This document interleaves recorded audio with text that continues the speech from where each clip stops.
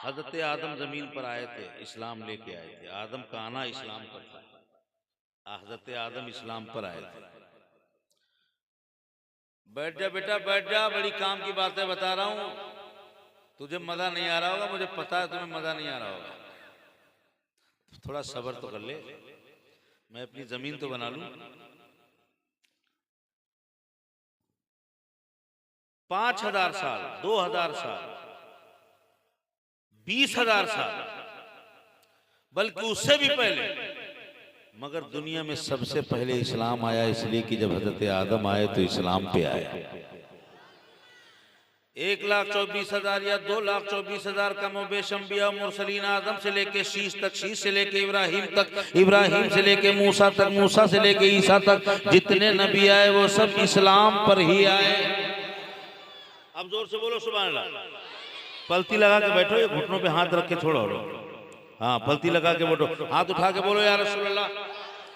दुनिया में जितने मजहब आए सब में सबका आना और है, मगर मेरे इस्लाम का आना, जोर से बोलो, इस्लाम का आना और हजरत आदम आए इस्लाम के ऊपर। इसीलिए जब घर वापसी का कार्यक्रम चलाया गया, जब लोगों को लालच दिया गया, भाई साहब राशन कार्ड बना देंगे, तुम्हें गल्ला दिलवा देंगे, तुम्हें इतना पद दिला देंगे, तुम्हें फला इलाके का मोर्चे का सदर बनवा देंगे, फला इलाके की तंजीम यूनियन का तुम्हें अध्यक्ष बना देंगे। जब लालच दिया गया, घर वापसी कर लो, लालच दिया गया, उस वक्त पूरी दुनिया के ऊपर अगर किसी ने ललकार के जवाब दिया था तो बरेली के अहमद रजा के गुलामों ने कहा था कि हाँ हाँ, हमें घर वापसी मंजूर है, हम घर वापसी के लिए तैयार हैं, मगर सबसे पहले अपने असली घर की पहचान कर ली जाए।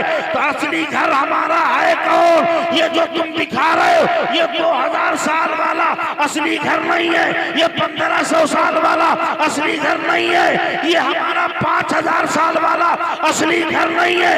अगर हम सबको अपने घर की वापसी करना है तो आओ चले ईमानदारी के साथ, इंसाफ के साथ अपने असली घर को पहचान ले। हमारा असली घर ये 2000 साल में आने वाला नहीं है, हमारा असली घर आज से कई हजार साल पहले इस दुनिया पे जब आदम आए थे वो हमारा असली घर है। माशाअल्लाह, नारे तकबीर, नारे रिसालत, मजहबे इस्लाम, मजहबे इस्लाम, नारे तकबीर, नारे रिसालत जिंदाबाद। जब लोगों ने कहा घर वापसी कार्यक्रम कर लो तो हमने कहा जरा असली घर को तो पहचान लो, है? असली घर को तो पहचान लो जरा, असली घर कौन सा है? कहीं ऐसा तो नहीं तुम कभी किसी डुप्लीकेट घर में लिए जा रहे हो? बोलो भाई, बोला करो, बोला करो, शुरुआत है अभी, इंशाल्लाह आगे लुत्फ आएगा। जरा हाथ उठा के बोलो सुभान अल्लाह। हमने कहा असली घर को पहचानो, वो कौन सा है? हमने कहा भाई साहब,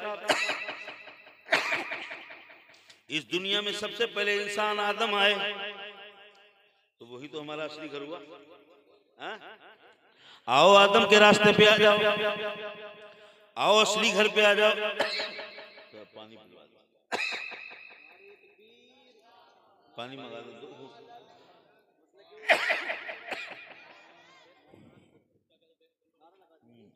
नारे तकबीर, नारे रिसालत, नारे रिसालत, मसलके आला हजरत फैजान गौसे आजम, फैजान गरीब नवाज, ख्वाजा का हिंदुस्तान, इश्क मोहब्बत, इश्क मोहब्बत, प्यार मोहब्बत, प्यार मोहब्बत।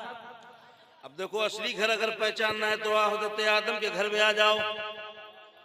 और आदम का असली घर तो जन्नत है, जन्नत से ही तो आए थे हमारे बाप हजरत आदम। जरा जोर से बोलो, हजरत आदम का असली घर तो जन्नत ही है। इसीलिए वहाबी का वहाँ किसी काम का नहीं, वहाबी के किसी काम का नहीं, बल्कि नबी के सेवा, नबी से जलने वाले दुश्मनों का वहाँ कोई काम नहीं। इसीलिए तो हम लोग सुन्नी स्टेजों पर बड़ा फख्र से पढ़ते हैं कि तुझसे और जन्नत से क्या मतलब वहाबी दूर हो,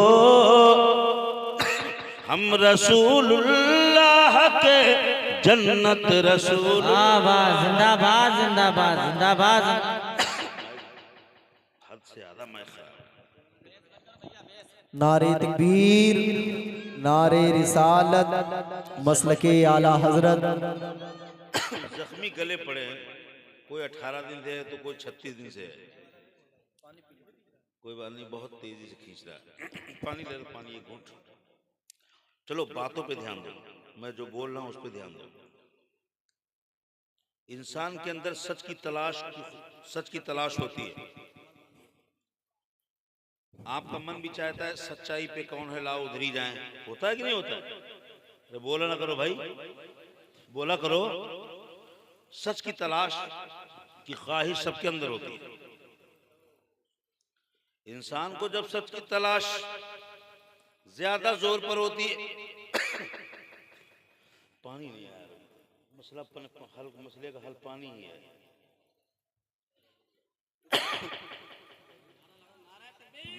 नारे चक्कर मत पड़ो, पानी दे दो 2 घूंट।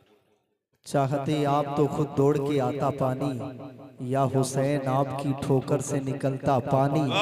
कौन कहता है कि दरिया नहीं पीता पानी, मेरे अब्बास ने दरिया को पिलाया पानी। अजरा मोहब्बत से बोले नारे रिसालत। इतने लोग बैठे हैं, आवाज बुलंद होनी चाहिए। नारे रिसालत, मसलके आला हजरत, नारे हैदरी जिंदाबाद।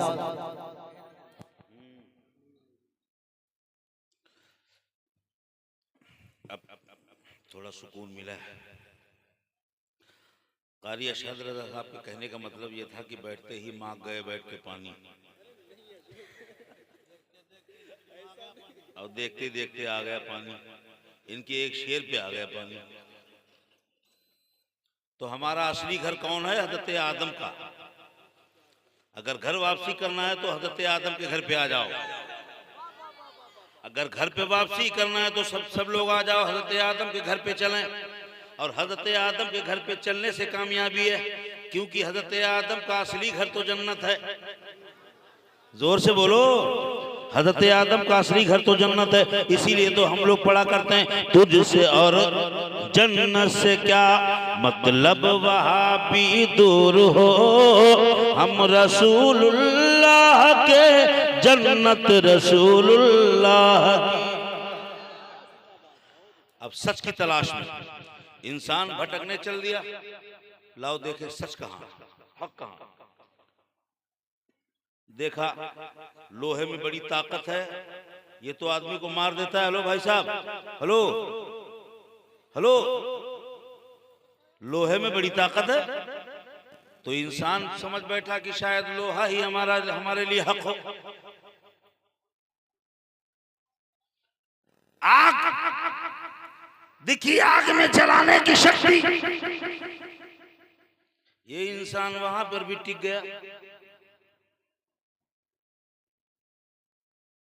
समंदर, सूरज, बहरों पर खुश्कोतर, पत्थर, जानवर, ये इंसान सच की तलाश में कहां कहां तक नहीं गया। हा? ऐसी जगह पे माथा टेक दिया, बर्बर, गाय, पत्थर, समंदर, सूरज, आसमान, कुछ छोड़ा? बोलो, अरे बोलो, कुछ छोड़ा? इस इंसान ने सच की तलाश में अपने माथे को कहां कहां रगड़ा, उन जगहों को भी पूज डाला, उन जगहों को भी हक मान डाला, उन जगहों को भी सच मान लिया जिनका नाम स्टेज पे नहीं लिया जा सकता। ये इंसान सच की तलाश में इस कीमती मुकद्दस पेशानी को कहां कहां ले जाके पटक दिया। बोलो, अरे बोलो, सही कह रहा नहीं कह रहा? तो फिर हाथ उठा के बोलो सुभान अल्लाह। पूरा मजमा बोले सुभान अल्लाह।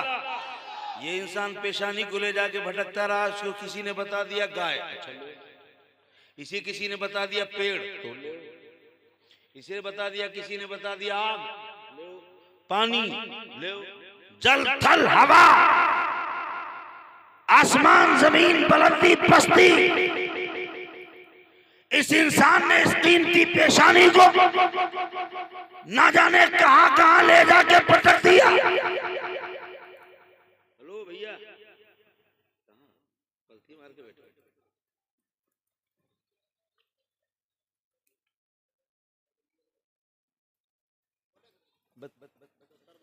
हाँ, आने दीजिए, दस्तारबंदी वाले बच्चे आ रहे हैं।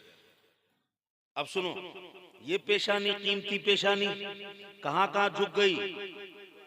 कारी जमाल साहब जहां जहां जिनका नाम लेना चाहिए वहां भी झुक गई।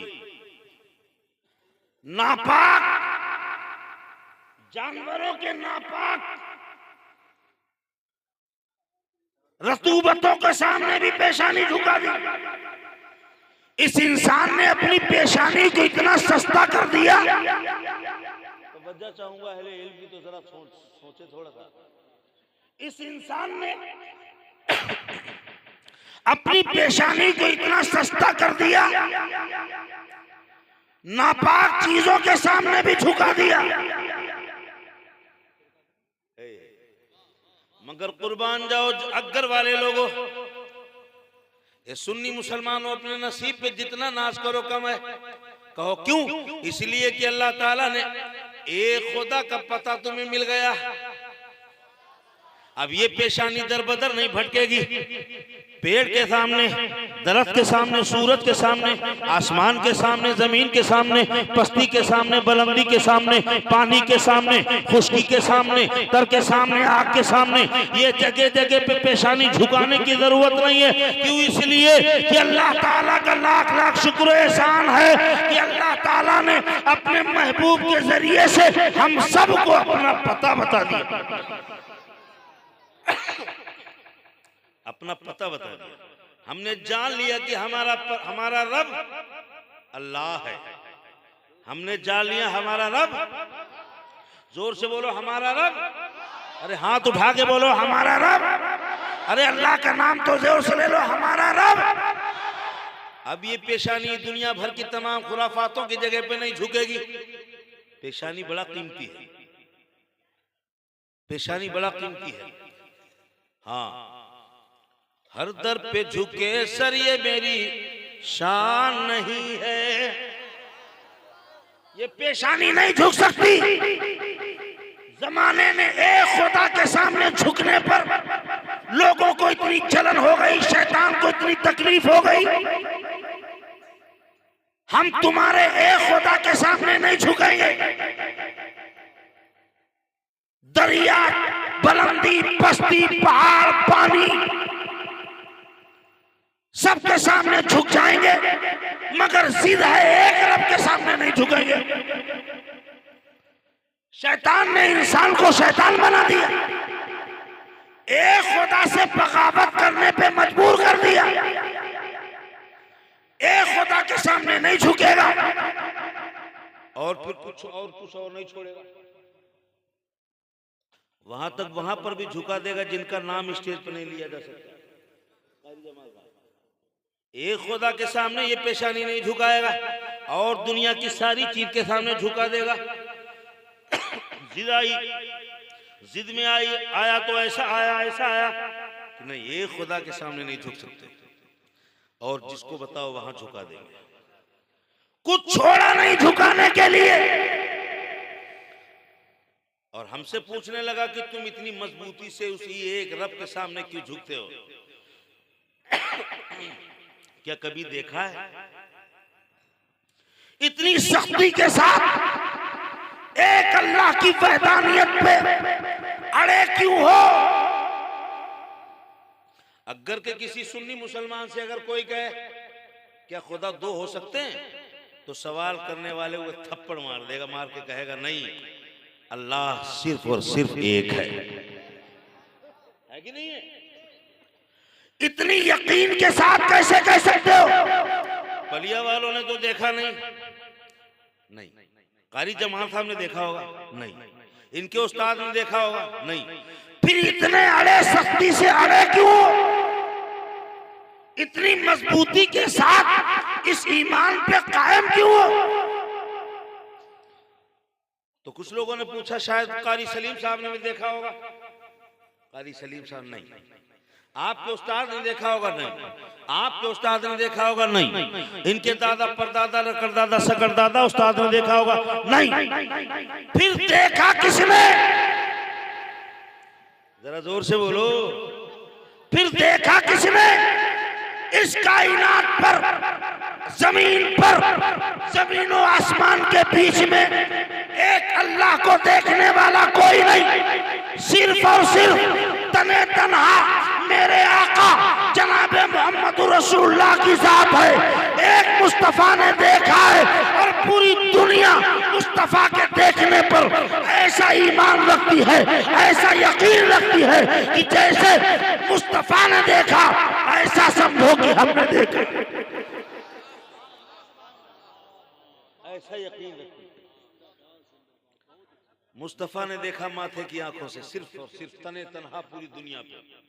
अब तवज्जो करो अगर वालों, हजरत दाऊद ने भी नहीं देखा, सुलेमान ने नहीं देखा, जकरिया ने नहीं देखा, याहया ने नहीं देखा, हजरत इब्राहिम ने भी नहीं देखा, हजरत इस्माइल ने भी नहीं देखा, हजरत यूसुफ ने भी नहीं देखा। 1,24,000 या 2,24,000 कम बेश अंबिया मुरसलीन में से किसी नबी ने खुदा को माथे की आंखों से नहीं देखा है, बल्कि अल्लाह तबारक व तआला ने अगर किसी को अपना जलवा दिखाया है तो वो सिर्फ और सिर्फ मेरे आका जनाब मोहम्मद रसूलुल्लाह सल्लल्लाहु तआला अलैहि वसल्लम की आंखें हैं, जिन्होंने माथे की आंखों से मेराज की रात में अपने माथे की आंखों से खुदा का ऐसे दीदार किया जैसे अक्कर का जलसा सुनने वाले नीचे से हमें देख रहे हैं, कारी सलीम साहब को देख रहे हैं, कारी सलीम साहब तुम्हें देख रहे हैं। इसी तरह मेराज की रात में मेरे आका ने खुदा को ऐसे देखा, सामने खुदा है, एक तरफ रसूलुल्लाह है, एक तरफ अल्लाह है, जलवाए खुदा, जलवाए मुस्तफा ऐसे मिले कि बीच में कोई हद फासिल नहीं है।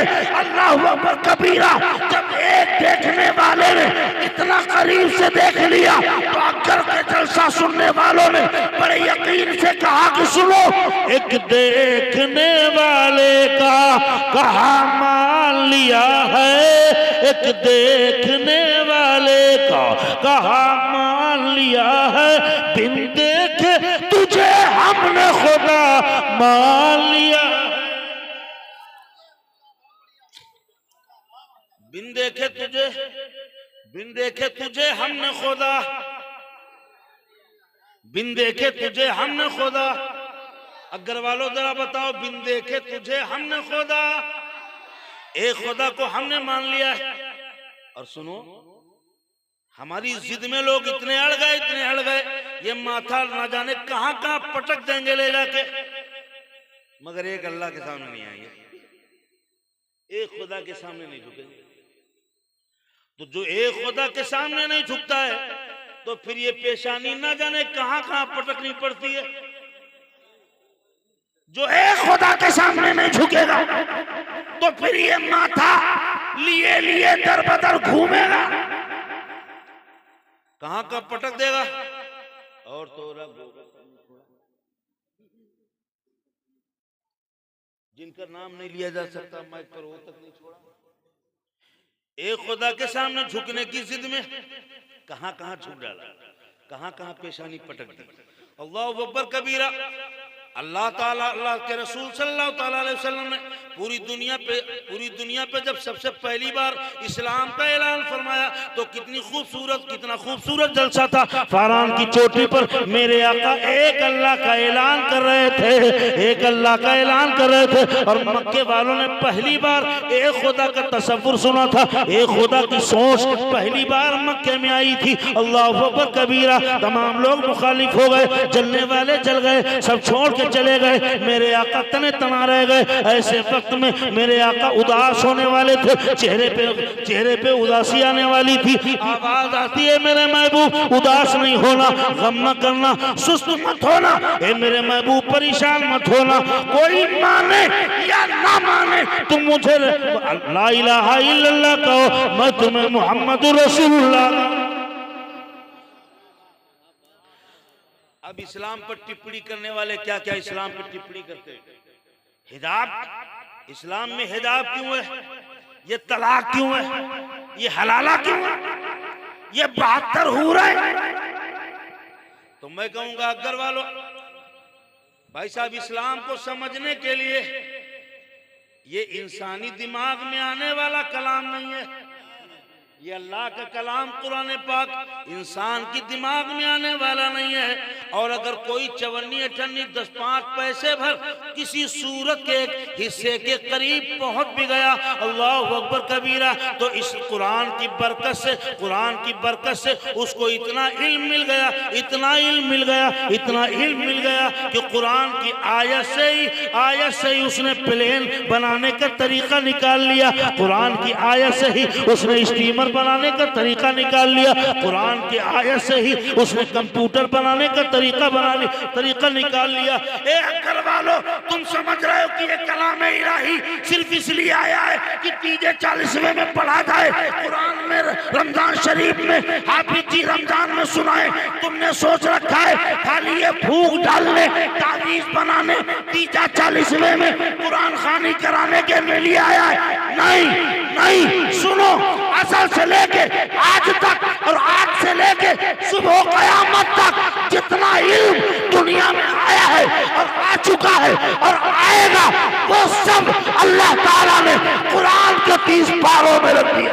इंशाअल्लाह। नारे तकबीर, नारे रिसालत, मसलके आला हजरत फैजाने गौसे आजम, उलमाए अहले सुन्नत, अजमते कुरान, फैजाने कुरान, नारे तकबीर, नारे रिसालत जिंदाबाद। भाई साहब, कुरान को ये बताओ कौन समझ पाएगा? अभी इस्लाम मुसलमान नहीं समझ पाया है।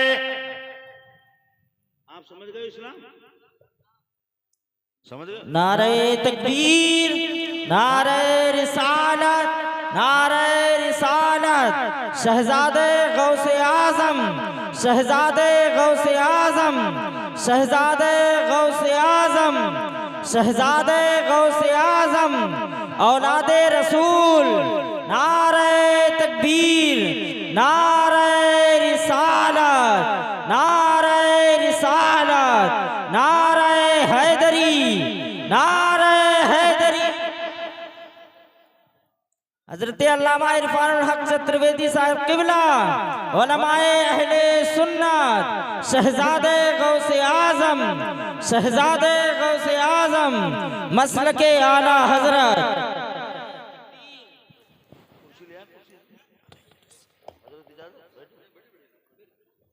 बैठ जाए सुभान अल्लाह, बैठ जाए सुभान अल्लाह। आले रसूल की जलवागरी हो गई है। बैठ जाए सुकून से बैठ जाए। थोड़ी देर मेरी तकरीर सुन ले, उसके बाद अल्लामा इरफानुल हक साहब आएंगे।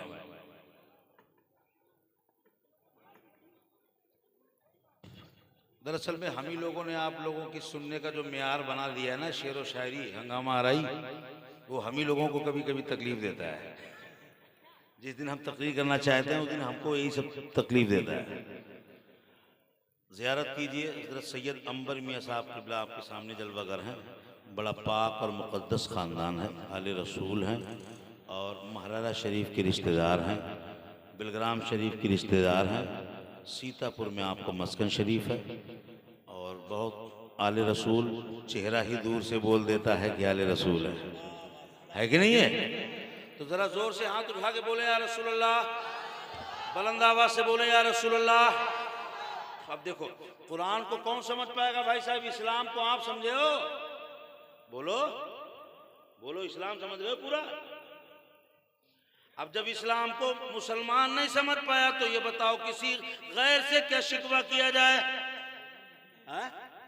किसी दूसरे से क्या शिकवा किया जाए? अब वो टीवी पर जो एंकर आता है जो तलाक तलाक तलाक तलाक, ये हलाला हलाला निकाह निकाह, ये सब टीवी के ऊपर उल्टी सीधी बकवास करता है। ये क्यों करता है? इसलिए कि अभी इस्लाम को मुकम्मल मुसलमान ही नहीं समझ पाया है। मैं दावा करता हूं, अगर के सुन्नियों,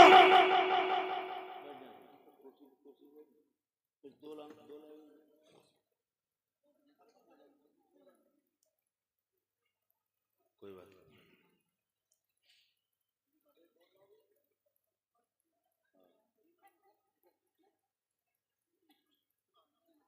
मैं दावा करता हूं अगर वालों, जिस दिन मुसलमान इस्लाम को समझ जाएगा, जिस दिन मुसलमान इस्लाम को समझ जाएगा उस दिन पूरी दुनिया इस्लाम को समझ जाएगी, है कि नहीं है भाई साहब? अभी आप ही नहीं समझ पाए हो। आप सोच रहे हो दादा मुसलमान थे, गोश्त खाते थे, हम भी मुसलमान हैं, हमारे बाप मुसलमान थे, हम भी मुसलमान हैं। न हर लगी न फिटकरी, फोकट में ईमान मिल गया, इसीलिए ईमान की कदर नहीं है। कहां देख रहे हैं आप? इधर देखें, थोड़ी देर इधर देख लें। बाप मुसलमान थे, हम भी मुसलमान हो गए, दादा मुसलमान थे, हम भी मुसलमान हो गए, हमारे घर में गोश्त पकता था, हम भी खाते थे, बाप भी खाते थे, मुसलमान हो गए। न हर लगी न फिटकरी, फोकट में ईमान मिल गया, इसीलिए इस ईमान की कदर नहीं। ईमान की कदर अगर जानना है तो आओ हजरत बिलाल से पूछो, जरा जोर से बोलो। ईमान की अहमियत अगर सीखना है तो आओ बिलाल से पूछो। हजरत बिलाल रज़ी अल्लाह ताला अन्हु के सीने पे उमैया बिन खलफ का गुलाम सीने पे बैठ करके हजरत बिलाल को तकलीफ दे रहा था। नंगा बदन करके रेगिस्तान की तपती हुई रेत के ऊपर लिटाया गया, नाखूनों को बिरंजियों से ठोका गया और बिलाल के जिस्म को लोहे की सलाखों से दागा गया और बिलाल से कहा गया, बिलाल मान जाओ, नबी का कलमा पढ़ना छोड़ दो, ईमान से बात आ जाओ, तुम्हें मक्के की सबसे खूबसूरत लड़की से शादी करा दी जाएगी। ए बिलाल मान जाओगे तो तुम्हें मक्के के अंदर सबसे बेहतरीन मकान बना दिया जाएगा। बिलाल अभी वक्त है, नबी का कलमा पढ़ना छोड़ दो, ये जो ईमान ले आए हो ईमान से फिर जाओ। ए बिलाल तुम्हें दौलत से माला माल कर दिया जाएगा। बिलाल को सताया जा रहा है, नाखूनों को बिरंजियों से ठोका जा रहा है, बदन को सलाखों से दागा जा रहा है, रेगिस्तान की तपती हुई रेत पर बिलाल को नंगा करके लिटाया जा रहा है। बिलाल की छाती पर वजनी पत्थर रख के बिलाल को धमकी दी जा रही है, बिलाल मान जाओ, नहीं मानोगे मारे जाओगे, मान जाओगे तो माला माल कर दिए जाओगे। मगर ईमान की अहमियत, ईमान की अहमियत, ईमान की चाशनी, ईमान का मजा बिलाल चख चुके थे, बिलाल को मालूम था, बिलाल जानते थे। इसलिए जब बिलाल को धमकी दी गई बिलाल मान जाओ, तो बिलाल की जबान पे रोने के बजाय, शिकवा के बजाय, तकलीफ के बजाय, कराहत के बजाय बिलाल के होठों पे मुस्कुराहट थी। बिलाल मुस्कुरा रहे थे और मुस्कुरा के जवाब दे रहे थे कि वो कोई और होगा अपना जो ईमान दे देगा, वो कोई और होगा अपना जो ईमान दे देगा। नबी को चाहने वाला नबी पर जान। वाह वाह वाह, जिंदाबाद जिंदाबाद जिंदाबाद, सुभान अल्लाह। और होगा अपना जो ईमान दे देगा, नबी का चाहने वाला नबी पर। जोर से बोलो नबी पर, हाथ उठा के बोलो नबी पर। कुछ लोग बड़ा कंफ्यूज हैं, हम जान दे पाएंगे कि नहीं दे पाएंगे, इसीलिए नहीं उठा रहे। मुसलमान तुमसे शिकायत है कि तुमने कुरान नहीं पढ़ा। कुरान इतना बड़ा इल्म हिकमत का समंदर है। मालूम, जब बहुत बड़े वैज्ञानिक ने रिसर्च किया कि आसमान और जमीन और आसमान के बीच में जो खला है और इस आसमान में कभी कोई सुराख है कि नहीं है, आने जाने का रास्ता है कि नहीं है, बहुत बड़े वैज्ञानिक ने रिसर्च किया, बहुत बड़ी वैज्ञानिकों की टीम ने रिसर्च किया। 14 साल तक रिसर्च चलता रहा। कितने साल तक? कितने जोर से बोलो। 14 साल तक डॉक्टरों की बड़ी टीम रिसर्च करती रही कि आसमान के पार जाने वाला कभी कुछ हुआ कि नहीं है, आसमान का भी कोई दरवाजा है कि नहीं है, आसमान में कभी कोई होल हुआ कि नहीं है। डॉक्टरों की 14 साल तक बराबर टीम ने रिसर्च किया, वैज्ञानिकों ने बराबर रिसर्च किया। रिसर्च करने के बाद 14 साल के बाद जब रिसर्च का रिजल्ट निकला, रिसर्च करने के बाद जब उसका नतीजा निकला, जब रिपोर्ट लिखने का टाइम हुआ, अल्लाह अकबर कबीरा, चांद आसमान पर रिसर्च करने वाला डॉक्टर जैसे ही जमीन पे आया, आने के बाद उसने रिपोर्ट लिखने के लिए वो बैठा तो उसने फौरन कलम रख दी, कागज रख दिया, बोले जल्दी लिखो। उसके साथी बोले जल्दी लिखो। उसने कहा नहीं, मैं बाद में लिखूंगा, पहले किसी मौलवी को बुलाओ, मैं उसके हाथों पे कलमा पढ़ के मुसलमान हो जाऊं। जरा जोर से बोलो।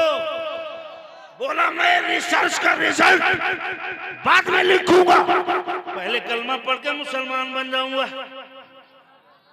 भाई साहब इस्लाम जिस दिन समझ जाओगे ना तो फिर ये दुनिया की तमाम खुराफात निकल जाएगी।